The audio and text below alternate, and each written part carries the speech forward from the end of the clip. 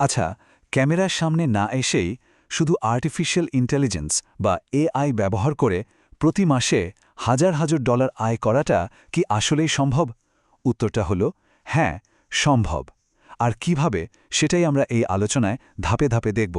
চলুন একটা প্রমাণিত কৌশল কাজে লাগিয়ে কিভাবে সম্পূর্ণ অটোমেটেড ইউটিউব চ্যানেল তৈরি করা যায় সেটা জেনে নেওয়া যাক।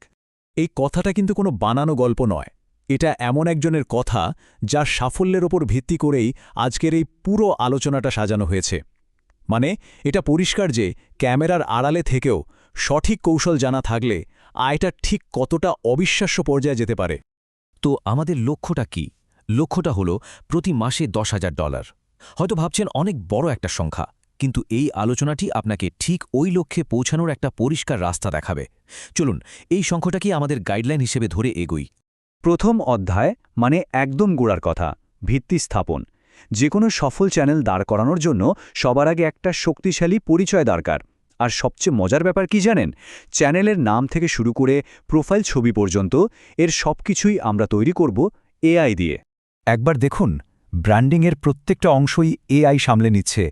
চ্যাটজিপিটি আমাদের চ্যানেলের নাম, কি ধরনের চ্যানেল হবে তার বিবরণ, এমনকি একটা ইউনিক চরিত্রের কনসেপ্টও দিয়ে দিচ্ছে। আর সেই কনসেপ্টের উপর ভিত্তি করে লিওনার্ডো এআই বানিয়ে দিচ্ছে দারুণ সব প্রোফাইল ছবি। মানে আপনার কোনো ডিজাইন স্কিলের দরকারই পড়ছে না। তো দ্বিতীয় অধ্যায়ে আসা যাক, এআই কন্টেন্ট ইঞ্জিন। আমাদের চ্যানেলের ভিত্তি তো দাঁড়িয়ে গেল, এবার আসল কাজ মানে কন্টেন্ট তৈরি করার পালা। এই ধাপে আমরা দেখব কিভাবে এআই ব্যবহার করে একটা ভিডিওর 3টা মূল জিনিস স্ক্রিপ্ট, ভয়েস ওভার আর ছবি তৈরি করা যায়। এই পুরো কাজের প্রক্রিয়াটা কিন্তু খুবই সহজ। প্রথমে চ্যাটজিপিটি কোনো একটা সফল ভিডিওর আইডিয়া থেকে সুন্দর একটা স্ক্রিপ্ট লিখে দেবে। এরপর 11 ল্যাবস নামের একটা টুল সেই স্ক্রিপ্টটাকে একদম মানুষের মতো ভয়েস ওভারে বদলে দেবে। আর সবশেষে লিওনার্দো এআই সেই স্ক্রিপ্ট অনুযায়ী ভিডিওর জন্য প্রয়োজনীয় ছবিগুলো তৈরি করে দেবে। দারুণ ব্যাপার হলো, এই পুরো প্রক্রিয়াটা আপনি যতবার খুশি ততবার রিপিট করতে পারবেন। এখানে একটা খুবই গুরুত্বপূর্ণ টিপস দিচ্ছি। পুরো স্ক্রিপ্টটা একবারে ভয়েস ওভারে কনভার্ট না করে এক প্যারাগ্রাফ বা এক অনুচ্ছেদ করে জেনারেট করুন। এতে কি হবে? ভয়েস ওভারটা রোবটের মতো যান্ত্রিক শোনাবে না, বরং অনেক বেশি স্বাভাবিক আর জীবন্ত মনে হবে। এই ছোট্ট একটা পরিবর্তন আপনার ভিডিওর কোয়ালিটি কিন্তু অনেক বাড়িয়ে দেবে। বেশ, তৃতীয় অধ্যায় সবকিছু একসাথে জোড়া লাগানো। আমাদের হাতে এখন ভিডিও বানানোর সব কাঁচামাল, স্ক্রিপ্ট, ভয়েস ওভার আর ছবি সব রেডি। এবার এই সব কিছুকে সুন্দর করে সাজিয়ে একটা সম্পূর্ণ নিখুঁত ভিডিওতে পরিণত করার পালা। আর এখানেই আসছে সেই আসল গোপন কৌশল। শুধু স্থির ছবি দিয়ে ভিডিও বানালে সেটা একটু একঘেয়ে লাগতে পারে, তাই না? কিন্তু পিক্সভার্স এআই নামের এই ফ্রি টুলটা আপনার প্রত্যেকটা স্থির ছবিকে ছোট ছোট অ্যানিমেটেড ভিডিও ক্লিপে বদলে দেবে। ভাবুন, কোনো জটিল সফটওয়্যার ছাড়াই আপনার ভিডিওতে একটা গতি চলে আসবে। আর এটাই কিন্তু আপনার ভিডিওকে হাজারটা ভিডিওর মধ্যে আলাদা করে তুলবে। এডিটিংয়ের প্রক্রিয়াটাও কিন্তু এই 5টা সহজ ধাপে করা যায়।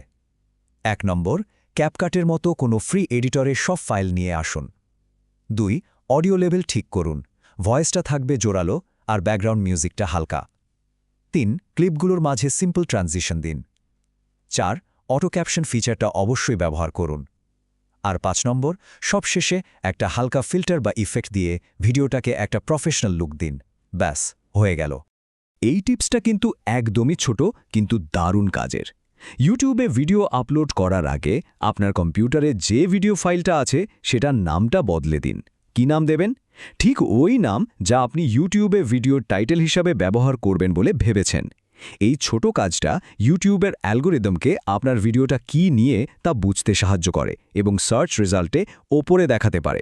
চতুর্থ অধ্যায়, নগদীকরণ। আচ্ছা, সবই তো হলো, কিন্তু সবচেয়ে জরুরি প্রশ্নটা তো বাকি। এই চ্যানেল থেকে আয়টা হবে কিভাবে? কন্টেন্ট তো তৈরি হলো, কিন্তু এবার সেটাকে টাকার উৎসে পরিণত করার উপায়টা জেনে নিতে হবে। দেখুন, আয়ের প্রধানত দুটো রাস্তা আছে। একটা হলো ইউটিউব অ্যাডের মাধ্যমে আয়, কিন্তু দ্বিতীয়টা মানে অ্যাফিলিয়েট কমিশন অনেক সময় এর চেয়েও বেশি লাভজনক হতে পারে। ব্যাপারটা হলো, আপনি আপনার ভিডিওর বিবরণে কোনো পণ্যের একটা লিঙ্ক দিয়ে দিলেন। এবার যখনই কেউ সেই লিঙ্ক থেকে কিছু কিনবে, আপনি একটা কমিশন পাবেন।